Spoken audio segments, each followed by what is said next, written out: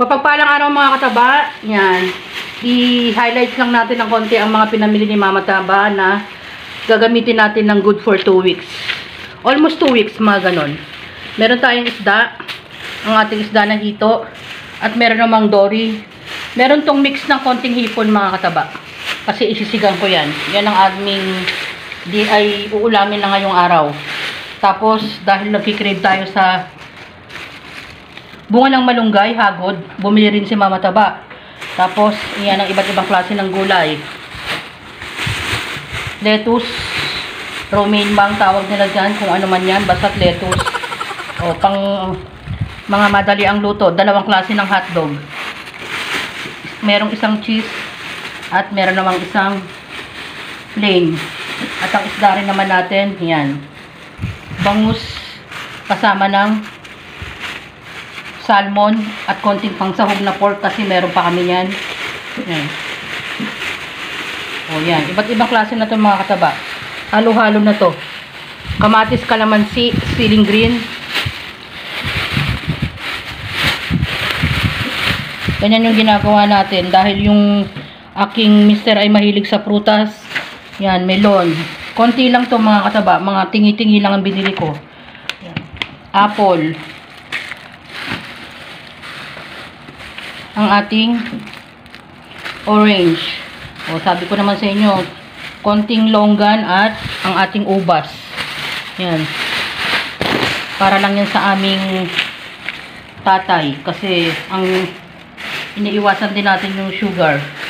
Tapos, yung mga pangsigang-sigang natin. Ito naman pang Shanghai, pang gulay. Celery. O, dahil wala na kaming alamang, bumibili din tayo nito. Separate natin dahil malansa yan. O, sari-sari na to. Bell pepper, sibuyas, bawang, at ang ating, yun lang, 3 klase. Tapos, wrapper, ang pambansang wrapper ni Mama Taba. Ginagawa ko kasi yan minsan, iba't ibang klase ng luto yan. Bago ang kanyang cauliflower. Sabi ko naman sa inyo, pag bumili ako ng gulay, halos kumpleto na kasi iniiwasan natin yung labas ng labas, bili ng bili sa tindahan. No, yung makakamenos tayo, yung mga ganitong sistema kasi, sitaw, nakakamenos tayo bilang nanay. Kasi ito free lang tong talong. Kasi sabi ko, hindi na masyadong maganda, free na yan. Sige na nga po, repolyo, at kumuha tayo ng ating dahon ng sibuyas. Pag naman nag-request ka doon sa binibilhan mga kataba, binibigay naman niya kasi nga suki ka na. Tapos ang ating, makikita nyo marami ang ating parang malupa ang ating carrots. Pero good na good yan. Sabi ko naman, kung namimili ka, hindi mo titignan yung labas. Kasi matigas to mga kataba. Marunong, kung magaling kang namimili, may evaluate mo yung klase ng gulay. At meron naman tayong pangnilaga na mais. Oy, nahulog. O, ang ating madalas na nagagamit na pipino, beans, sayote, patatas. Tapos, meron ako ditong sineperate mga kataba. Isang set to. No, yan. Free yan. Free yan isang set na yan na binigay ni Suki. Kaya nga sabi ko, shout out naman kay Papa Roland again. Naku, bawing-bawi na siya sa kaka-shout out ko. Pero, hindi yung shout out, yung pagpapasalamat na lang.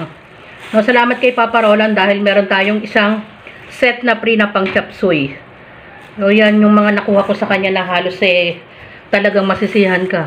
Kasi niloloko ko siya. Dapat meron pa mas ko kasi suki mo na ako tapos minsan absent ka. Sige madam, kuha ka na ng isang buong plastic na pang chop suey.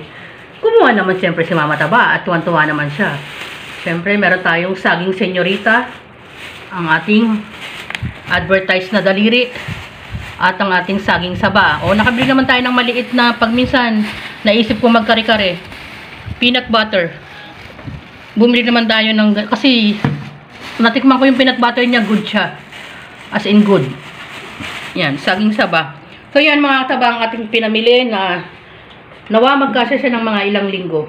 At kung hindi man, syempre, nasa sa atin lang yun kung paano natin iba-budget. Kasi holiday, ano na, magbabakasyon na, ay bakasyon na, at yung mga bata ay nasa bahay.